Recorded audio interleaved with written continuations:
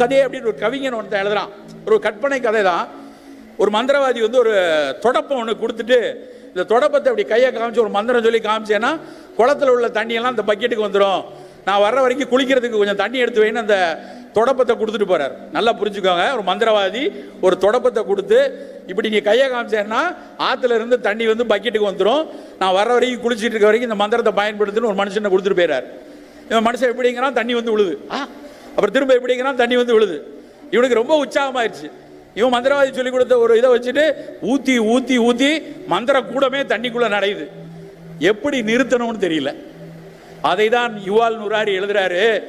செயற்கை நுண்ணறிவு வந்துருச்சு, அந்த நுண்ணறிவே தானே யோசிக்கக்கூடிய விஷயம் வந்துருச்சு.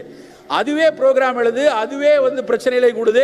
நீ ஆயுதங்களை எல்லாம் அடுக்கி வச்சிருக்க, இந்த ஆயுதங்களை எல்லாம் வந்து எப்படி செயற்கை நுண்ணறிவை வைத்து உக்ரைனில் போடணுமா, ரஷ்யாவில் போடணுமா, இந்தியாவில் போடணுமா யோசி